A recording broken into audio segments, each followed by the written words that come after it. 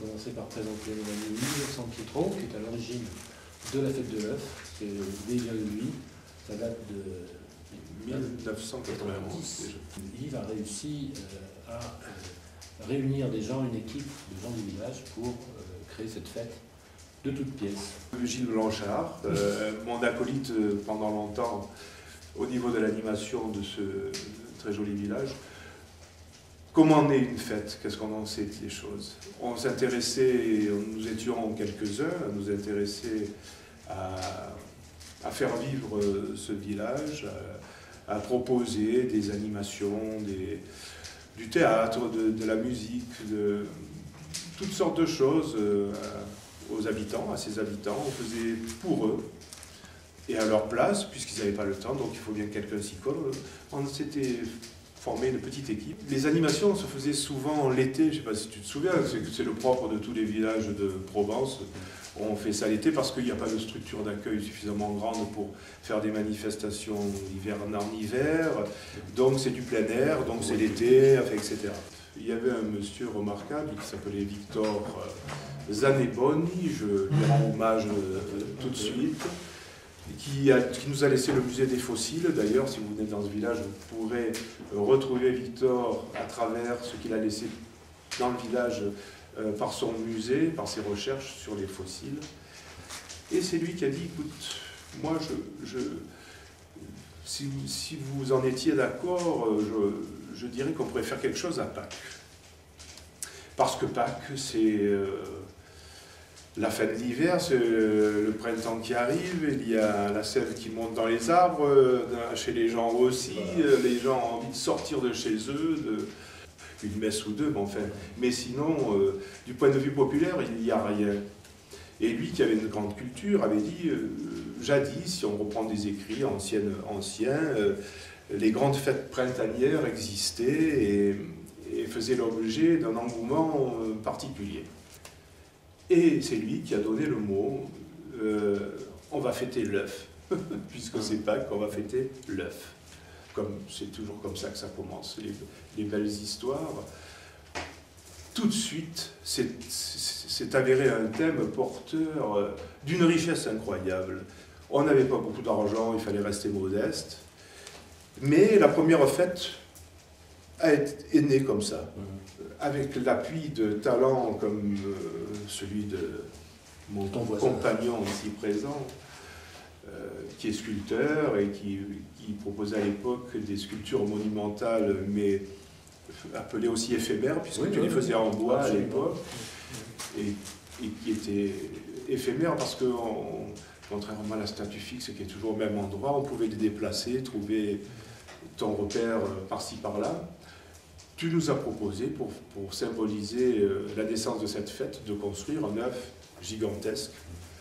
Et l'idée était de le placer sur le point le plus haut du village, qui était la tour du château, chez Baudrero.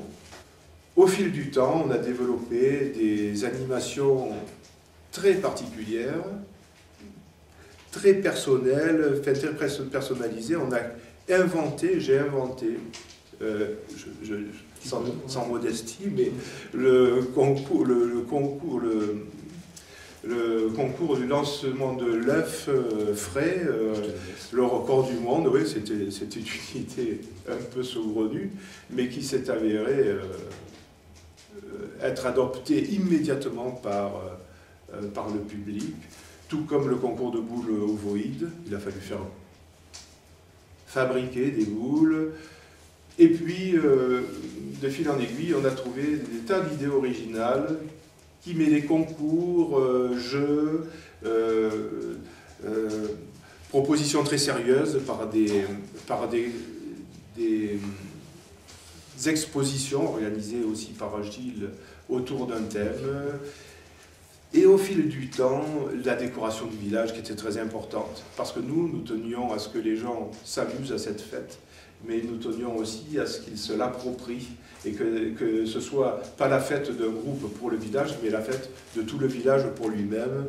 Ça a formidablement marché. Comment une idée simple, c'est parce qu'elle rencontre la faveur du public, l'originalité, la temporalité, tout a concouru pour que cette manifestation prenne une ampleur qui nous a presque un peu dépassé à un moment, parce que ça attirait tellement de monde qu'on avait du mal à gérer ce succès. C'est que dans ce village,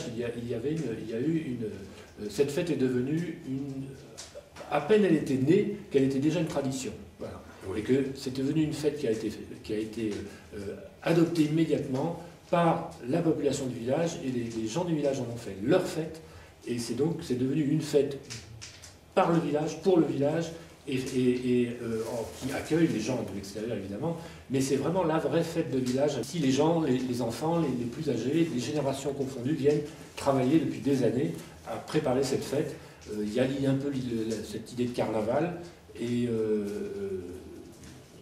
on fabrique des objets pour décorer le village le temps de cette fête. Et après, on travaille évidemment sur les souvenirs. Vous vous souvenez, cette année, quand il y avait l'œuvre sur le château, après, on avait fait un poisson d'avril. L'aéronef. Il y avait l'aéronef. Ça a été une sculpture qui est restée pendant des années. Là aussi, ça a mené des sourires, ça a mené de la curiosité, ça a mené... Ça se prolongeait, comme tu dis. Et je rebondis sur ce que tu as dit, c'est même... Déjà, au bout de la 3e année d'existence, on avait eu d'ailleurs la chance d'avoir... Enfin, FR3 s'est intéressé à nous, ce qui était la gloire pour nous, plusieurs fois, et interroger des vieux du village. Parce alors, les journalistes étaient allés interroger les personnes âgées du village pour leur demander, enfin, cette fête, d'où ça sort, quoi, qu'est-ce que c'est? Et les vieux nous avaient surpris en disant, oh, ça a toujours existé, ça existe depuis toujours. Tout le monde a pris et ça a été extraordinaire, parce que